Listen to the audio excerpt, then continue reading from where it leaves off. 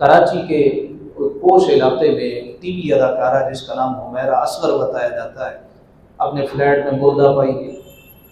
اس کو مرے ہوئے کہا جاتا ہے جی 6 مہینے ہو گئے کہ 8 مہینے ہو گئے۔ اب اس کے عمل جو اس نے کیے وہ اس کے ساتھ ہے، ظاہر ہے اس کی کوئی تحسین نہیں کر سکتا، چونکہ وہ دنیا سے چلی گئی، اس کا معاملہ اللہ کے ساتھ ہے۔ ہم شرعی طور پہ اس حوالے سے بات کر رہے ہیں کہ کسی کا تنہا رہنا، مرد ہو یا عورت، اور مجرد بغیر شادی کے زندگی بسر کرنا، یہ کیسا؟ نبی پاک صاحب الاولاق صلی اللہ علیہ وسلم نے ارشاد فرمایا النکاح من سنتی فمن رغب عن سنتی فلیس منی، نکاح میری سنت ہے، جس نے میری سنت سے منہ موڑا وہ ہم میں سے نہیں۔ آج کیا کہا جاتا ہے، جب تک ہم کریئر نہیں بنا لیں گے ہم شادی نہیں کریں گے، مجرد زندگی گزارنا، تو پھر گناہوں کی طرف مائل ہونا، چہرہ بے رونق ہو رہا ہے، گناہوں کی طرف مائل ہو رہے ہیں، گناہوں کی دلدل میں ڈوبتے جا رہے ہیں۔ بھی بالغ آدمی کہ کوشش کرو، محنت کرو، آگے بڑھو، ذرا سا ہاتھ تمہارا سیدھا ہو، لائن سیدھی ہو تو گھر والوں سے کہو کہ سب سے پہلے میرا نکاح تو کرے، میرا ایمان تو سلامت رہے۔ پھر ایک اور مقام پہ حضور علیہ السلام نے فرمایا جو مجرد زندگی گزارتا بغیر کسی وجہ کے، کہتا ہے میں نے شادی نہیں کرنی، سرکار نے فرمایا جو مجرد زندگی گزارتا ہے اس کا ہمارے ساتھ کوئی واسطہ نہیں، اس کا ہمارے ساتھ کوئی تعلق نہیں۔ اسی طرح دین اسلام میں دوستو تنہا رہنا یہ مکروہ ہے، اکیلے رہنا یہ جائز نہیں ہے، سوائے اس بندے کے کہ جس کا دل اللہ کے ساتھ جڑا ہوا اور وہ جوانی سے آگے گزر گیا، مسجد میں آ کے وہ معتکف ہو گیا، اعتکاف کرنے لگا۔ آج بچے کیا کہتے ہیں، ہمارا علیحدہ کمرہ ہو، پرائیویسی میں فرق پڑتا ہے۔ تمہاری کیا پرائیویسی ہے؟ کیا تم بم بنا رہے ہو اندر؟ کس کے ساتھ باتیں چلا رہے ہو؟ گھر والے جان بوجھ کے آنکھیں بند کر کے بیٹھے ہوتے ہیں، تمہیں پتہ نہیں ہے تمہارا بچہ کیا کر رہا ہے، تمہیں معلوم نہیں ہے پرائیویسی کی آڑ میں کیا ہو رہا ہے۔ یہ بند کمرے میں کون سا ایسا کام ہے جو تم سب کے سامنے نہیں کر رہے؟ اور جوان بیٹا، مجرد جوان بیٹی، پھر کہہ رہے ہیں بچے ہیں چلے ٹک ٹاک چلا رہے ہیں، وہ ٹک ٹاک چلاتے چلاتے وہ اسلام آباد کی ایک لڑکی جس کا نام ثنا یوسف تھا، اس کے ساتھ کیا ہوا یہ نظروں کے سامنے نہیں ہے سب کے۔ تو پھر مجرد زندگی گزارنا، کریئر بنانے کی آڑ میں اکیلے رہنا، ماں باپ کو پیچھے کر دیا۔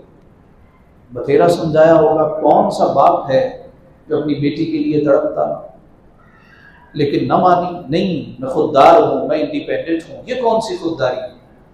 دین اسلام تو یہ کہتا ہے محرم کے بغیر تم نے سفر بھی نہیں کرنا، حج اور عمرے جیسا مقدس سفر ہے، محرم کے بغیر نہیں تم جا سکتے۔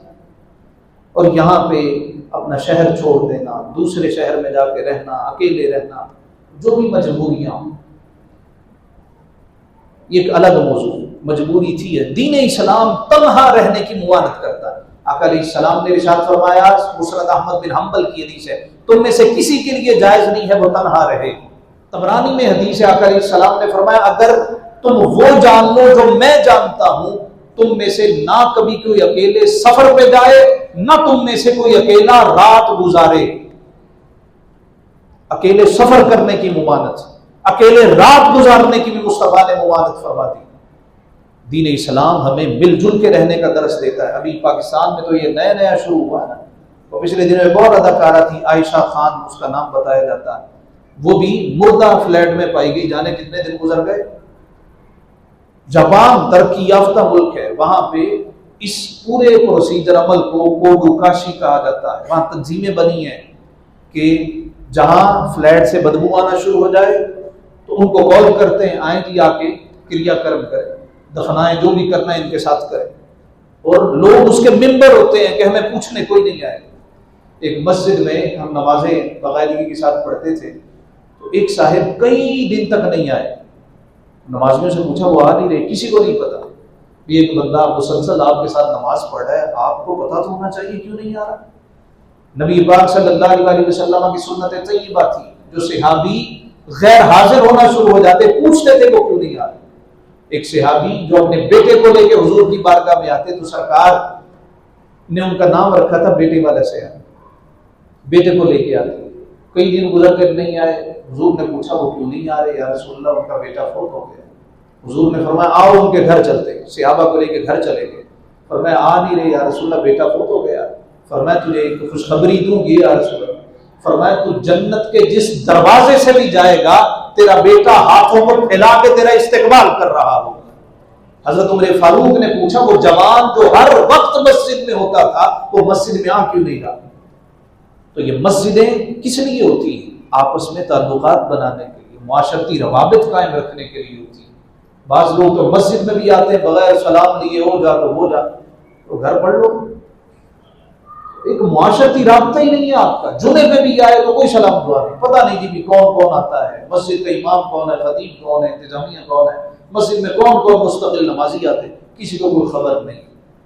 ہمارے استاد صاحب کہنے لگے میں گھر جاتا تھا ہفتے کے بعد تو میری ماں جی مجھے کہتی تھی، وہ مجھے کہتی نا ادھر، میں کہتا تھا جی، تو اوں کر کے میں جواب دیتا، پھر کوئی بات کہتی اوں کر کے جواب دیتا۔